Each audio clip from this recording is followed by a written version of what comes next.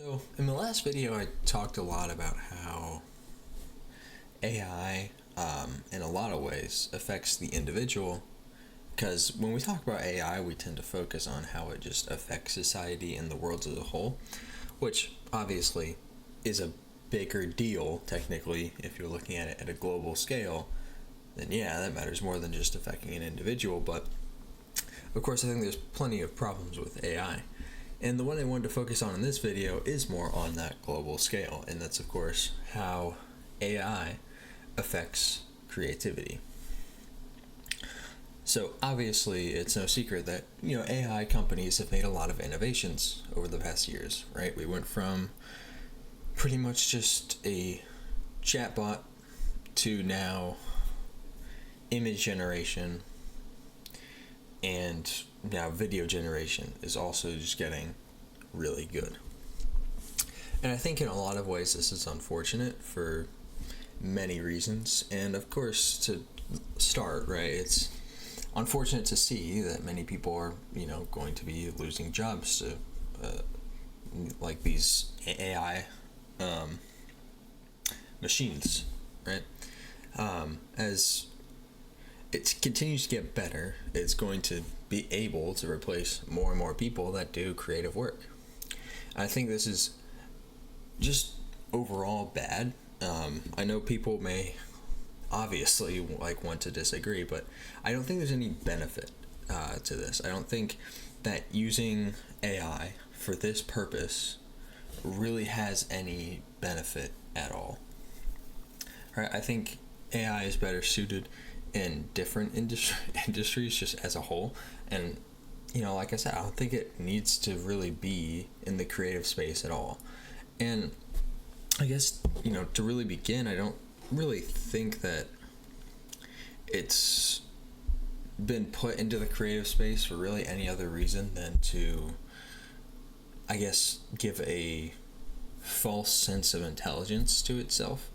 And what I mean by that is how AI is getting better at being creative. Obviously, it itself is not creative, but it is trained with creative works, so of course it can replicate creative works. So that's obviously, stories, pictures, and now videos. It's able to do better and better.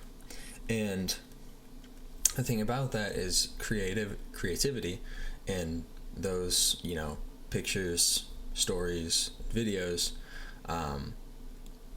are ways to obviously express creativity, and creativity is something we only see in humans, right? Obviously, sometimes you'll see an elephant painting, but an elephant isn't really contemplating and being intentional with what it's putting on the white thing. It just sees something show up on the white thing, so it's like, this must be good, right? That's pretty much the extent of what other animals can do creatively.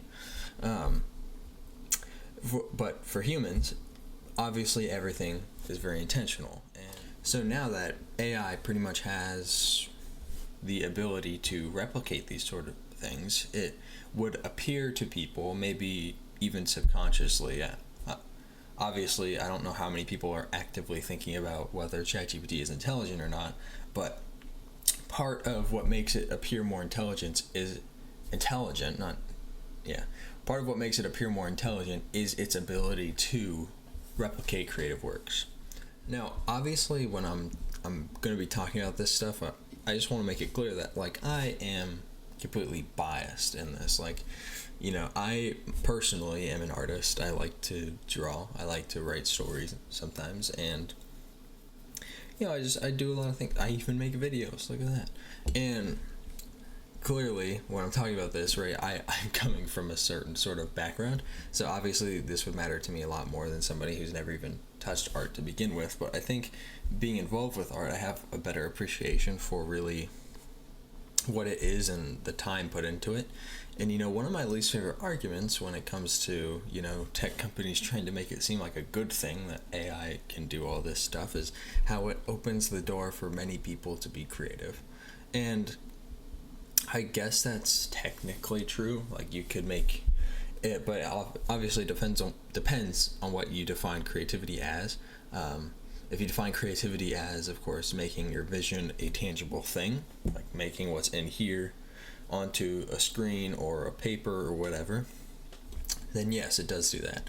But I guess it really doesn't, in the sense that you didn't really have a part in it, except you told something what to do, right? It's like saying, yeah, I'm creative, and all you did was go on like Fiverr or something and pay somebody to draw a picture of a guy or someone random. I don't know. And like, yeah, it's like technically that's your vision, but somebody else made it happen. I don't think you're the creative one in that sense. I guess maybe to a lesser extent. But, you know, regardless, right, it's art and creativity in general, I don't think should really be something that everybody has access to.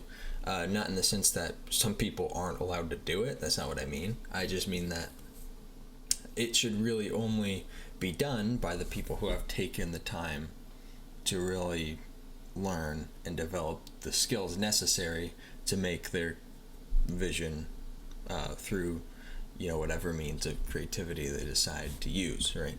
Whether that's, you know, a movie, a video, a drawing, a story, whatever that may be. Those things take time and effort, and I think AI has given a group of people, a certain group of people, just a lesser appreciation for it, and now they're obviously going to rely more on AI for the creative side of whatever they're trying to accomplish.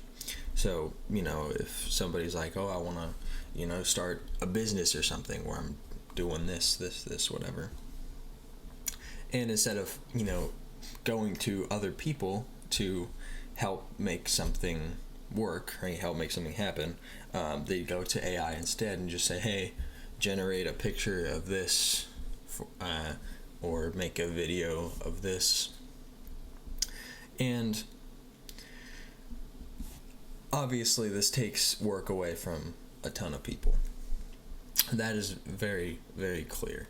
And like I said, I don't think in any way this is really beneficial. I think the only reason it is a thing is so, you know, AI companies make their AI models seem more intelligent.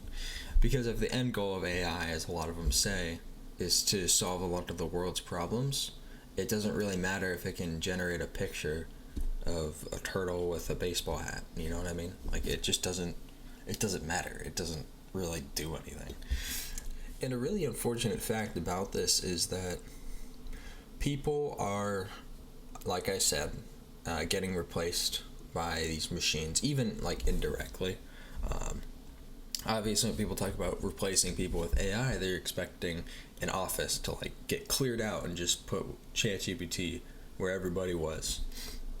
But in a lot of ways, this also, for creative people especially, it loses them opportunities because people are unwilling to pay them. So not only does this have an effect on the competition of their work, it also has an effect on like their work directly, because as these AI models, they get better and better, they need more data, and a lot of that data ends up being copyrighted data. So copyrighted imagery, stories, videos, even all that gets shoved into an AI model and used in training, so that way it's able to replicate some of these things. Now, in some ways, AI companies have been able to get around this. I looked at a couple court cases where courts, they have kind of ruled in either direction. It kind of has just depended on the situation, which I think is very weird. Like, there's no really strong, I guess, legal definition of how these things should work, and I think there should be. I think whatever way that goes, you know, it may suck, it may be great, whatever they decide, but there should definitely be like a concrete answer to these questions of whether AI companies are allowed to do this. Because every time they've won a court battle, it's really been under the lens that AI in itself is very transformative, so it doesn't really matter that much that it took a creative work, because it's no different. The argument is that it's no different than if a person sees a work of art and is inspired by that and then makes something else. Now, obviously, I don't really like this because it's more, I think it's more direct than that, right? If you give AI a bunch of artwork and then you say, hey, replicate this, it's going to be able to replicate it, right? Whereas if you give a human a bunch of artwork and they work and they get good at art, and then you say, hey, replicate this piece of art, right? There's still going to be everything that they did from that point was very intentional, and through their journey of learning how to make art, there's going to be their own things that they're going to do different. So although two people would be able to make a picture that's near identical in time, there's going to be different ways they did that and different ways they prefer to make these things. Whereas with AI, that's pretty much not the case. It's just it just has like a handful of pixels with different colors, and it just keeps throwing it right at the screen and just be like, look, this looks like what you wanted to make. And then it's like, yep, that works. And then just spits it right back at you. And strangely enough, one of the other legal defenses has really been how AI content doesn't really affect the competition of the original work. Like, it doesn't affect the demand for it, which I just find so absurd. I'm like, how do you reach that conclusion? Unless I misread it somehow. This is literally what I was reading. It was literally pretty much explicitly stated that AI generated content does not affect the demand for the original work, right? So say you're the author of a book, your book was used in AI training. Whatever that AI then makes doesn't really affect the competition of your work, which I just find so funny, because it doesn't really matter. Like, I don't think people really... no, actually, no, I take that back. I think people do understand this, and I think the people who do understand it either just don't care or are the ones really making AI. I think collectively people have started to realize that it doesn't really matter how good AI is. It doesn't. Because it's just going to get better, right? For better or worse, it's just going to continue to get better. So, obviously, because of that competition, when you use that sort of argument that, oh, it doesn't matter because it doesn't affect the competition of the original work, eventually it will. That's kind of the whole thing. And it's going to progress to that state faster if you allow it to just be trained using literally anything. So, I mean, Meta, for example, used a whole collection of pirated books to train an AI. And it was just, yeah, okay, that's fine. And, I mean, a lot of this is just, it's very annoying to see, because those people who, their work was pretty much stolen to train an AI, and then down the road, that AI is eventually going to take opportunities away from them, and also start just generating a bunch of content. I mean, just look at the state of, like, all video sharing platforms right now. I mean, obviously Instagram, TikTok, YouTube. Well, I don't even know anymore. I think that's pretty much the big three. Yeah, they're just flooded with AI content. If you look for it, you can find it. If you're not looking for it, you can find it. It doesn't really matter, because AI content is now pretty much everywhere. Obviously, if you're... depends on how your algorithm sort of is, really, but AI content is going to be everywhere. And at the start of AI video making, it wasn't really everywhere, but now that it's at a state where you can look at it and it's not just absurdly wrong in what it's trying to create, now it's obviously a form of content that some people genuinely, unironically will watch. And of course, this is just, it's obvious why people are doing it is because there's obviously a lot of money to be made on these platforms, so they're just trying to churn out as much content as they can make to make a big AI content farm so they can make money off of it. Which I think leads nicely into the last point I wanted to make about how, you know, the whole thing about creativity is that, you know, it should be hard and it should be difficult and it should take time, right?